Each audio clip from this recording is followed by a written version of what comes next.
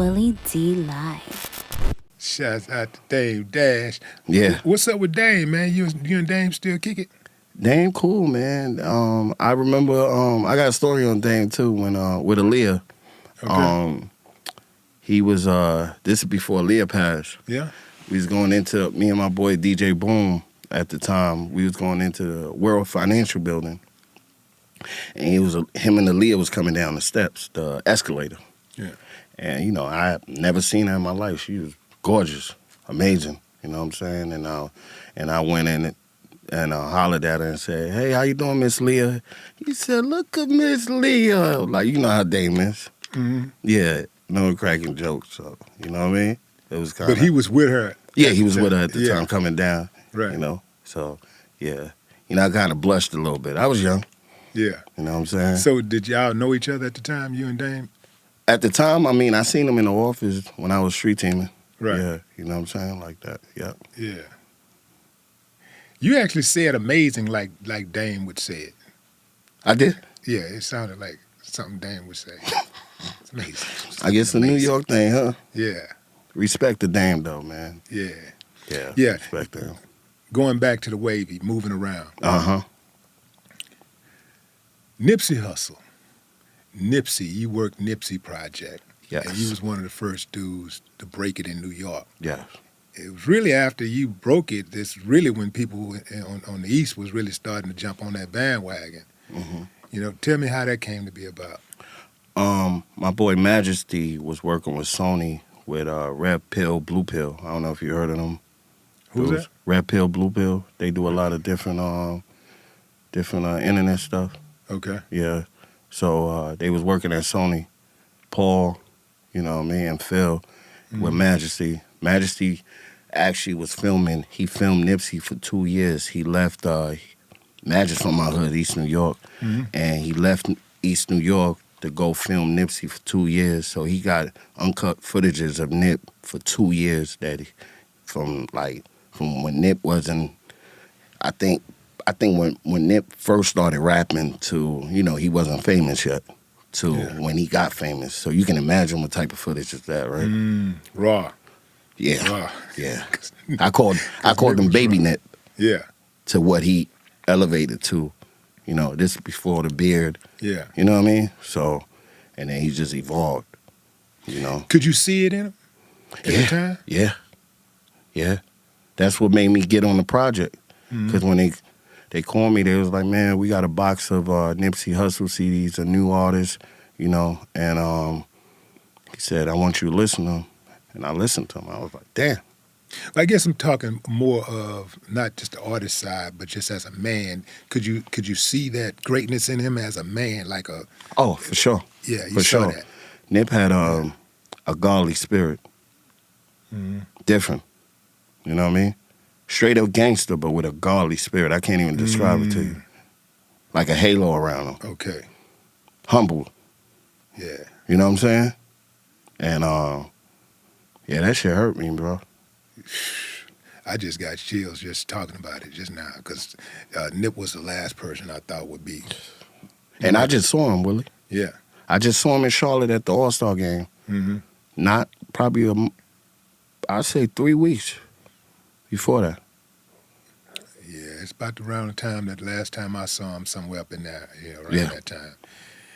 Because I remember I was on the internet, man, and I saw the headline. Like, I think the headline said something like "popular rapper killed in Los Angeles," and I just assumed that it was another one of the little drill rappers or something, right? Yeah. So when I initially looked up at it, I kind of just glanced by it, and I went to something else, and then it was still there when I came back, and I looked at, and man, my heart dropped, bro. Yeah. Nip, you know, like Nip.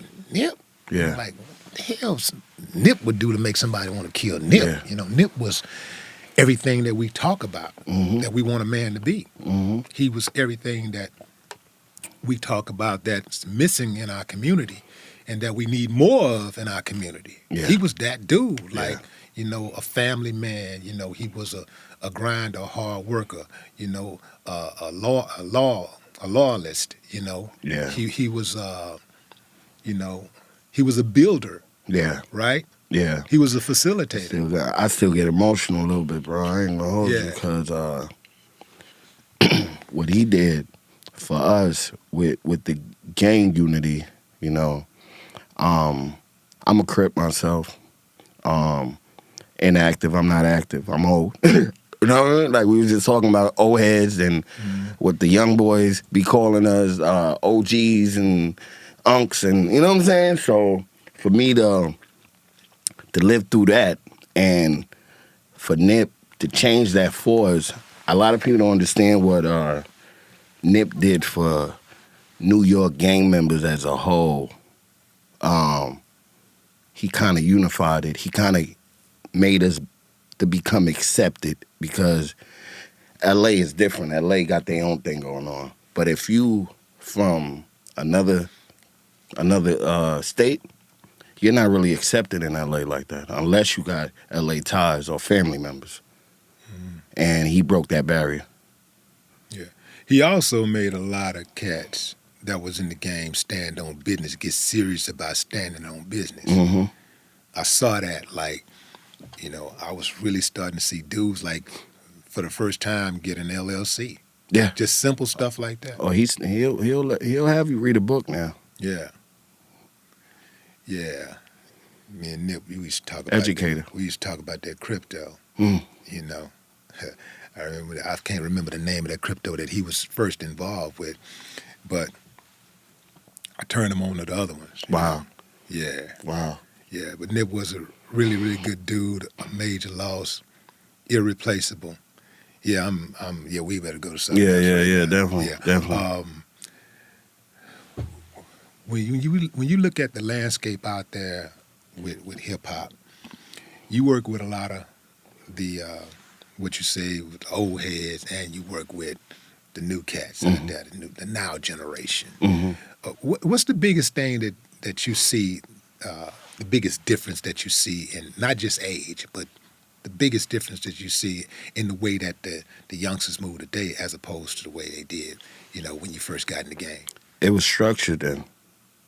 Now it ain't. And because they have artist development. Okay. It ain't no more artist development. You know, dudes develop themselves from how they interact with each other or how, you know what I mean, what the internet say is hot, you know what I mean? So, you know, I don't fault it because that budget ain't there no more. They used to have a budget for that, if you remember. Yeah, I came in around the time that independent labels were the A&R for the majors. Yes. You know, the A&R, they still had A&R departments, but really they were sitting back waiting on the independents to bring them something. Yeah. And now the independents, many of the independents have faded out, and like you said, the artist is his own A&R now. And so that's like, you know, the biggest difference that I see, but I also see the danger element, and I also see the money, the kind of money that's being made, the kind of money I'm seeing these youngsters get today. We were just saying that. This money, yeah, bro, I'm seeing like the kind of money they get, they can have one song. Yeah. And they're making sometimes six figures. Yeah. Just having one song. Yeah. You know, when we was coming up, man, you had to have an album, you know, a couple of albums to get, you had to have 2-3 albums to get to six figures. Yeah. You know, and I'm talking about jams. You had to be jamming to get that kind of money. Yeah. You kids have one song, man. Do you think that's one of the reasons why there isn't any structure, or there's a lack of structure? You know, the easy, the easy lick, being able to make it so easy. The internet and the streaming took over. You know what I'm saying? As opposed to just that machine that you had to kind of go through to be solidified. Now streaming and, you know, I mean, you could do a TikTok, right? Yeah. And post it and you blow. If it's hot, you know what I'm saying? You feel me? So. What artists, you've seen a lot of artists come up from day one, like as far as from infancy. to becoming major stars. Which one did you see explode? Right before my eyes, like? Right before your eyes, they exploded and then imploded.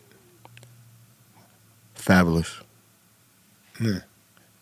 It's crazy because he just performed the same party that Big Fendi just he threw a black party, all black party in Charlotte.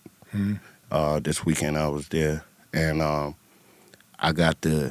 he performed his old hits right before my eyes, and it took me back. I was just like, wow, these are the songs that I actually put up poster boards, what we were talking about, on bridges and for. You know what I'm saying? And like the Superwoman record, you know what I'm saying? And he performed that right before my eyes. And to hear it 20 years later, for him to perform it right before my eyes, it was impressive. And it still have the explosiveness, you know what I mean? From before. But how hard is it to like see an artist, like watch an artist grow? You see the artist's growth. You was there from day one. You see the growth, and then you see that artist like self-destruct. Not just fall off, because everybody at some point gonna fall off. Yeah. But I mean, even Michael Jackson fell off. Yeah. But I'm saying like self-destruct. Yeah. You know, I don't need to know a name, but how hard is it to watch that happen? Oh man, I done seen them all come and go, and it's ego. It's crazy. That's to anything though. You know, ego, the money, the fame, the women, the cars, the jewels. You know, you could get that and then lose it just like that. They don't understand it when they have it though. You know? Yeah, it's intoxicating. Oh, because you're living it. Like, I consider myself to be a humble person, but I remember getting caught up once. You know, like I'm in it, and I'm going like, this ain't really me right here. This ain't me. Yeah.